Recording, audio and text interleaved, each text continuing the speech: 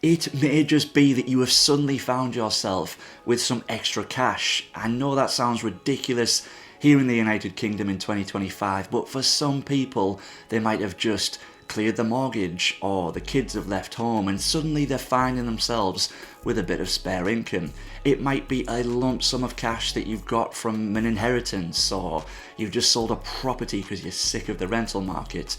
Either way, there is potential scope for you to be paying up to £220,000 into your pension this very tax year. And granted, most of us aren't going to be sitting on a spare £220,000, but I'm going to walk you through the steps that you need to take to check those key limits, those 3 steps that will tell you how much you could be putting towards your future.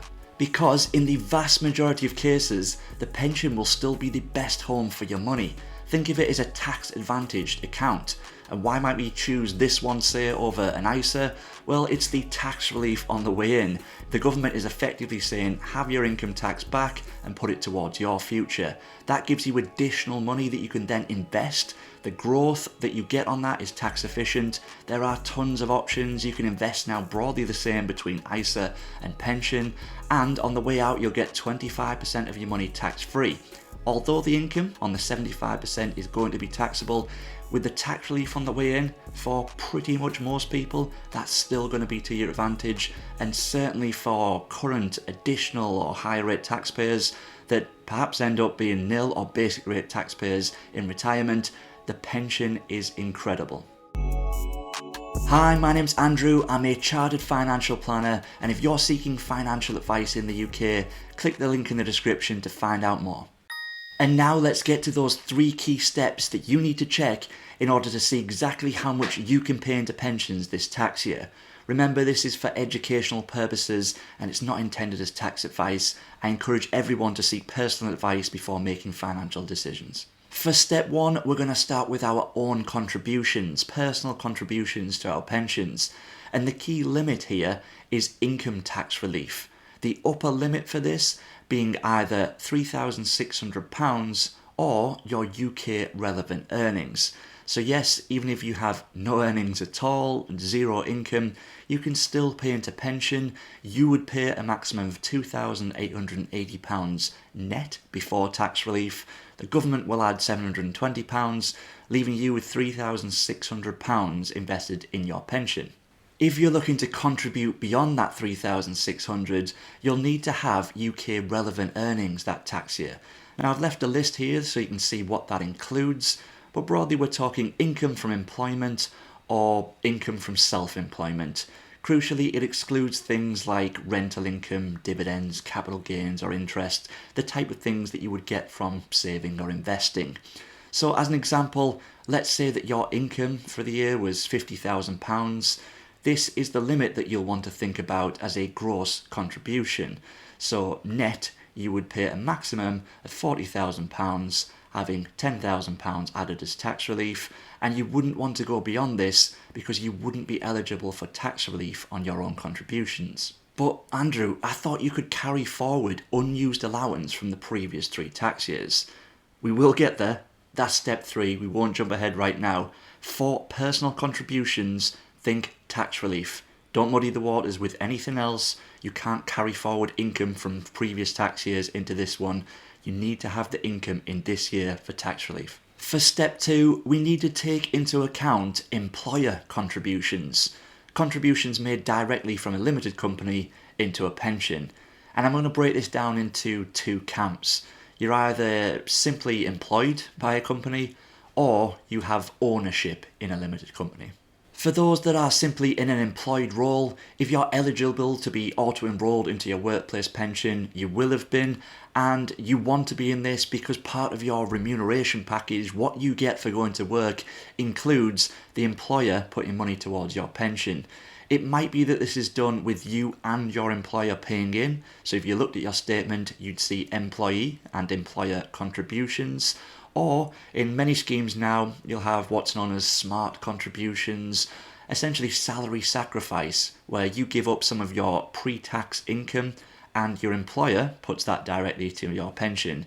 You'll see this because on your statements, you'll only have employer contributions going in each month, although really that includes some of the pay that you've sacrificed. Now, really, all you need to do as an employee is try and max out those contributions if you can afford to do so. If your employer will match you if you pay me more, that's the best return you're going to get on your money. So I would max that out.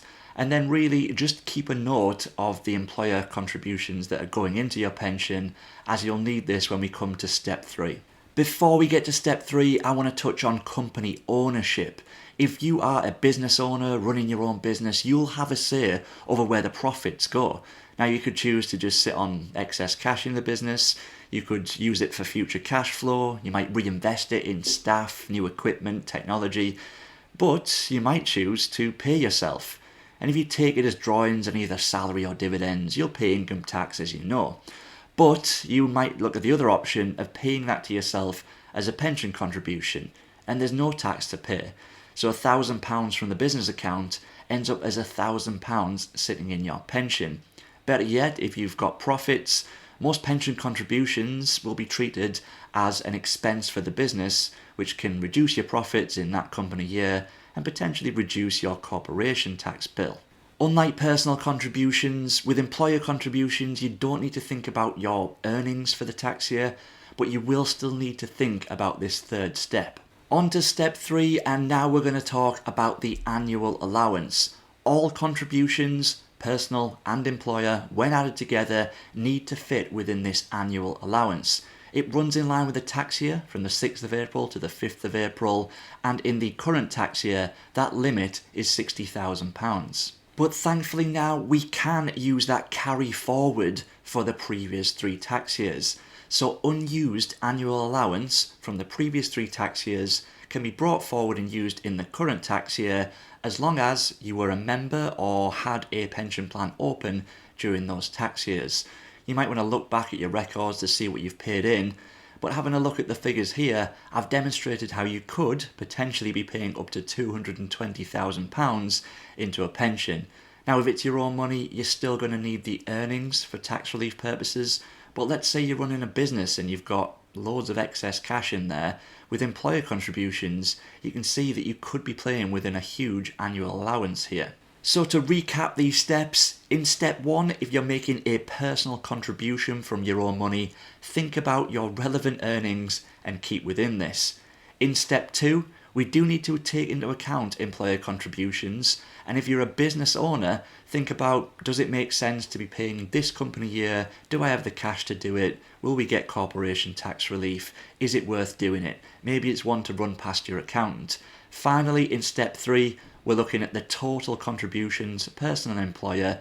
Does it fit within the annual allowance? If it's £60,000, that's fine. And if not, can we carry forward some unused allowance from the previous 3 tax years to cover that? Now, like most things in life, it's never entirely straightforward.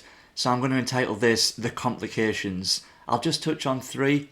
The first being the money purchase annual allowance.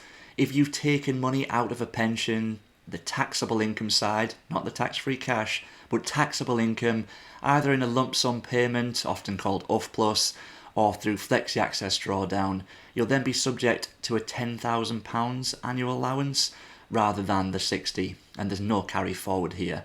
You'll know if this is the case, hopefully, as your pension provider has to notify you. The second is the tapering of annual allowance for high earners. I mean, you'll know if you've had particularly high earnings.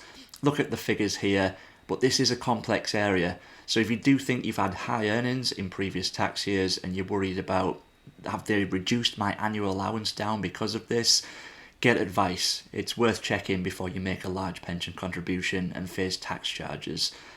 Lastly, for point 3, defined benefit schemes. With these schemes, people often think that their contributions count towards the annual allowance, but in most cases they don't. That is the case for pot-style pensions, but with final salary or defined benefit type schemes, it's more about the benefits that you accrue during the year. If you're unsure about how much input you've had for the year, which will be tested against your annual allowance, speak with your scheme. They should be able to provide you with that information. Thank you for watching. I hope this video has given you some clarity on what it is that you can pay into pensions. If you need advice, check the link in the description. If you're new here, tap the subscribe button. And if it's been of value, if you wouldn't mind pressing that like button, as it does help on the YouTube side. As always, thank you for watching, and I hope to see you for a future video.